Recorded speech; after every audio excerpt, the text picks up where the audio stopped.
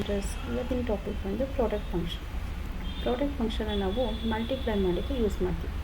ನಾರ್ಮಲಾಗಿ ಮಲ್ಟಿಪ್ಲೈ ಮಾಡಬೇಕಂದ್ರೆ ನಾವೇನು ಮಾಡ್ತೀವಿ, ಈ ಒಂದು ಕಾಲಮ್ನ ಸೆಲೆಕ್ಷನ್ ಮಾಡ್ಕೊಳ್ತೀವಿ, ಈಕ್ವಲ್ ಅಂತ ಹಾಕಿ ಈಕ್ವಲ್ ಅಂತ ಹಾಕ್ಬಿಟ್ಟು ಕ್ವಾಂಟಿಟಿನ ಸೆಲೆಕ್ಷನ್ ಮಾಡಿಕೊಂಡು ಈ ಸ್ಟಾರ್ನ ಯೂಸ್ ಮಾಡಿ ದೆನ್ ಪ್ರೈಸ್ನ ಸೆಲೆಕ್ಷನ್ ಮಾಡಿಕೊಂಡು ನೀವು ಕಂಟ್ರೋಲ್ ಎಂಟರ್ ಅಂತ ಪ್ರೆಸ್ ಮಾಡಿಕೊಂಡ್ರೆ ನಿಮಗೆ ಇಲ್ಲಿ ಆನ್ಸರ್ ಬಂದುಬಿಡುತ್ತೆ. ಇದ್ರ ಬದಲು ನಾವು ಈ ಪ್ರಾಡಕ್ಟ್ ಫಂಕ್ಷನ್ನ ಯೂಸ್ ಮಾಡ್ಕೊಂಡು ಕೂಡ ಈ ಒಂದು ಆನ್ಸರ್ನ ಫೈಂಡ್ ಔಟ್ ಮಾಡ್ಕೋಬೋದು. ಇದಕ್ಕೆ ಏನು ಮಾಡಬೇಕಂದ್ರೆ ಈಕ್ವಲ್ ಹಾಕ್ಕೋಬೇಕು, ಪ್ರಾಡಕ್ಟ್ ಅಂತ ಕೊಡಬೇಕು,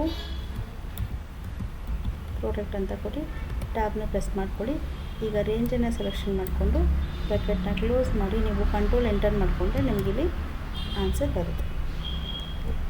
ಓಕೆ, ಆದರೆ ಆ್ಯಕ್ಚುಲಾಗಿ ನಾವು ಪ್ರಾಡಕ್ಟ್ ಫಂಕ್ಷನ್ ಏನಕ್ಕೆ ಯೂಸ್ ಮಾಡ್ತೀವಿ ಅಂದರೆ, ಈಗ ಇಲ್ಲಿ ನಂಬರ್ಸ್ನ ಕೊಟ್ಟಿದ್ದಾರೆ, ಈಗ ನಂಬರ್ಸ್ನ ನಾವು ಮಲ್ಟಿಪ್ಲೈ ಮಾಡಬೇಕು. ಸೊ ಮಲ್ಟಿಪ್ಲೈ ಮಾಡಬೇಕಂತಾದರೆ ಅದೇನಾಗುತ್ತೆ, ಇಲ್ಲಿ 2 ಇಂದ 4 ಮಲ್ಟಿಪ್ಲೈ ಆಗುತ್ತೆ, ಈ 2 ಮತ್ತು 4 ಮಲ್ಟಿಪ್ಲೈ ಆಗಿ ಬರೋ ಆನ್ಸರಿಂದ 5 ಆಗುತ್ತೆ, 5ಅಲ್ಲಿ ಬರುವಂಥ ಆನ್ಸರಿಂದ 7, ದೆನ್ 5, 4, ದೆನ್ ಮತ್ತು 5, ದೆನ್ 7 ಇಷ್ಟು ಮಲ್ಟಿಪ್ಲೈ ಆಗಿ ಏನು ಆನ್ಸರ್ ಬರುತ್ತೆ ಆ ಒಂದು ಆನ್ಸರ್ನ ಫೈಂಡ್ ಔಟ್ ಮಾಡಲಿಕ್ಕೆ ನಾವಿಲ್ಲಿ ಈ ಪ್ರಾಡಕ್ಟ್ ಫಂಕ್ಷನ್ನ ಯೂಸ್ ಮಾಡ್ತೀವಿ. ಈಕ್ವಲ್ ಅಂತ ಹಾಕಿ ಪ್ರಾಡಕ್ಟ್ ಅಂತ ಕೊಡಿ,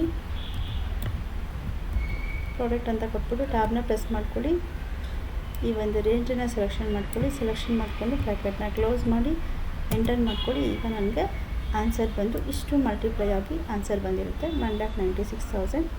ಥ್ಯಾಂಕ್ ಯು ಫಾರ್ ವಾಚಿಂಗ್.